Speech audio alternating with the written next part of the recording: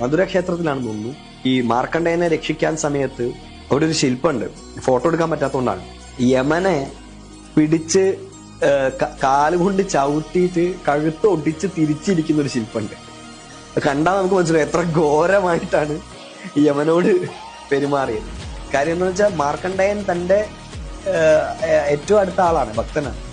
ആ ഭക്തനെ സംരക്ഷിക്കാൻ വേണ്ടി ഏതറ്റവും വരെ പോകുന്ന, ഒരുപക്ഷെ പ്രപഞ്ചനീതിയെ തന്നെ മാറ്റിമറിക്കുന്ന, വിധിയെ മാറ്റാൻ വരെ ഭഗവാൻ ഒരുമ്പെടും. അങ്ങനെ ഒരാളെ ശിവനെ മാത്രമേ കാണുള്ളൂ, വിധിയെ മാറ്റാൻ ഒരുമ്പെടുക. കാലനെ മാറ്റുക എന്ന് പറഞ്ഞാൽ അതിലപ്പുറം വേറെ ഒന്നും പറയാനില്ല. അങ്ങനെയൊക്കെ നോക്കുമ്പോൾ ഒരുപാട് പ്രത്യേകതകളുള്ള, ആശ്രയിക്കാവുന്ന ഏറ്റവും ശക്തമായ ഒരു ആളാണ് ശിവൻ.